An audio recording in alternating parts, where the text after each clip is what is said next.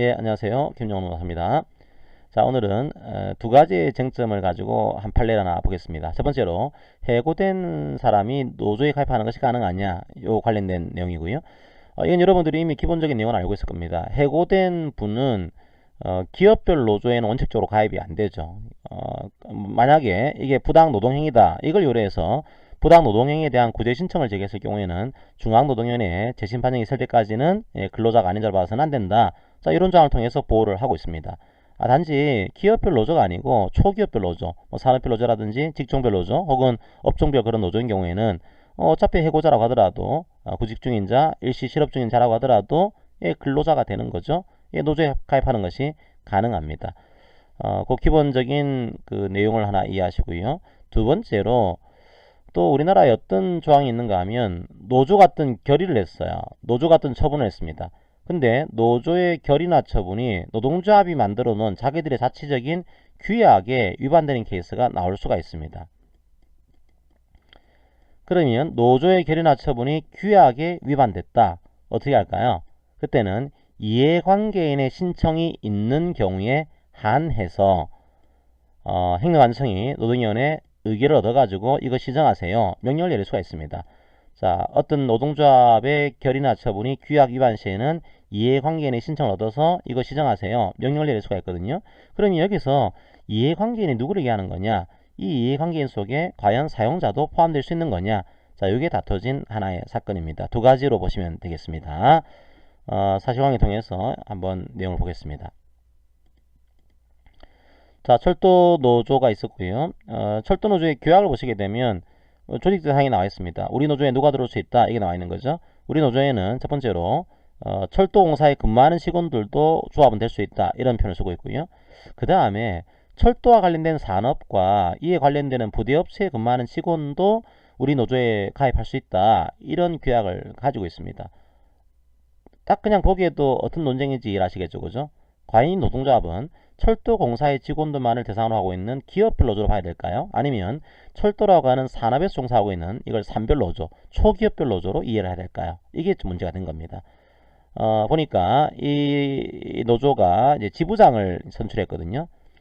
자, 철도공사 해고자가 지부장으로 선출이 된 겁니다. 그러자 철도공사가 뭐라고 하는가 하면, 아니, 노동조합의 어떤 지부장을 선출하는 이 노동조합의 결의가 분명히 철도공사에 근무하는 직원만 우리 회사에 들어올 수 있다, 이 규약을 위반하고 있는 거 아닙니까? 지금 해고자는 우리 기업 노조에 가입할 수가 없어요. 이 결의나 처분이 잘못된 겁니다. 그러면 결의나 처분이 규약 위반된 겁니다. 이걸 주장하고 있는 겁니다. 그때는 이해관계인이 이걸 신청해서 행정안청이 노동위원회 의결을 거쳐서 시정할 수가 있거든요. 명령을 내릴 수가 있어요. 그걸 얘기를 해서 시정명령을 행정안청에 신청한 겁니다.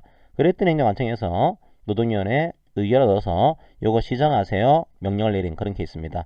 철도공사의 위원장은 이 명령을 따르지를 않았어요. 그럼 이에 대한 시정명령을 따르지 않게 되면 그에 대한 이제 벌칙 조항이 등장하게 됩니다. 두 가지 케이스인 거죠. 과연 해고자가 조합원 자격이 있는 거냐, 요 문제 하나. 두 번째로 규약 위반 시, 그러니까 어떤 결의나 처분이 규약 위반 시에 이해관계인이 신청을 해야지만 행정안청이 이제 시정명령을 내리는 구조인데, 과연 철도공사라고 하는 사용자가 이해관계인이 될 수가 있는 거냐, 요게 다퉈진 그런 사안입니다. 판결의 요지를 볼까요? 요지 자체는 단순합니다. 여기서 말하는 철도공사를 철도 노조로 어떻게 볼 거냐, 이게 문제가 되는데, 만약에 철도 노조가 기업별 노조라고 한다면 해고된 사람은 그 노조에 가입하는 것이 안 됩니다. 부당 노동행위에 대한 구제 신청을 제기했을 경우에 한해서 중노위까지만 가능하겠죠. 근데 이 케이스가 많이 보니까 우리 판례 입장은 이거예요.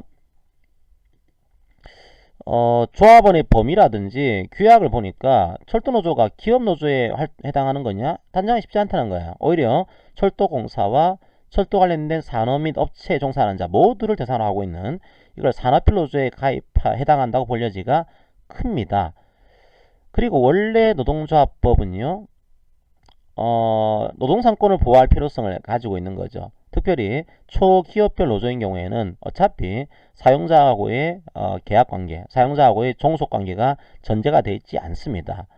그 라목 단서의 조항은 초기업이 아니고 기업별 노조인 경우에 해당되는 거죠. 해고된 사람은 원래는 안 되지만 이제 부당 노동행위에 대한 구제 신청을 제기했을 경우에 얼마까지 인정해 주겠다. 이 조항은 어차피 기업별 노조인 경우에 해당하는 그런 케이스입니다.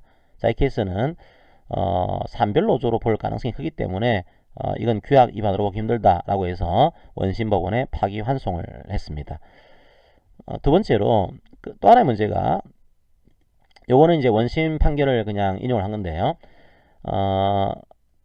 이제 결의가 규약을 위반했다라고 해서 시정 신청한 거거든요. 근데 규약 위반 시에 이해관계인이 신청이 돼야 됩니다. 과연 사용자가 이 규약 위반에 따른 이해관계인이 될 수가 있는 거냐? 자, 이게 이제 애매한 거죠. 자, 원심 판결에서는 자, 이해관계인이라 하면 노동조합의 결의 또는 처분의 내용과 직접 관련이 있거나 혹은 직접 관련이 없다고 하더라도 이해득실이 있다. 이것 때문에 이해관계가 달라지게 된다. 자, 이런 자를 의미하는 겁니다. 만약에 노동조합의 결의 등이 사용자에게 영향을 미치는 경우에는 사용자도 이해관계인에 포함된다라고 이제 원심 판결이 판결 내렸어요. 그러니까 이런 거죠. 누가 지부장이 되는 거냐? 이제 사용자에게도 영향을 미치게 되죠. 그러니까 사용자도 이에 대한 이해관계인이 될 수 있다라고 하는 그런 판결이 등장하게 됩니다. 자, 오늘은 이제 과연 이제 해고자도 노조에 가입할 수 있는 거냐 이 문제 하나. 이 경우는 기업별 노조인 경우와 초기업 노조가 다르더라고 했죠, 그죠? 두 번째로 결의나 처분이 규약 위반 시에 이해관계인이 신청을 해야 되는데 이걸 시정하기 위해서는 명령을 내리기 위해서는 사용자도 이해관계인이 될 수가 있는 거냐. 자, 이에 대한 판례를 살펴봤습니다. 자, 오늘 판례 강의는 이것으로 마무리하겠습니다. 감사합니다.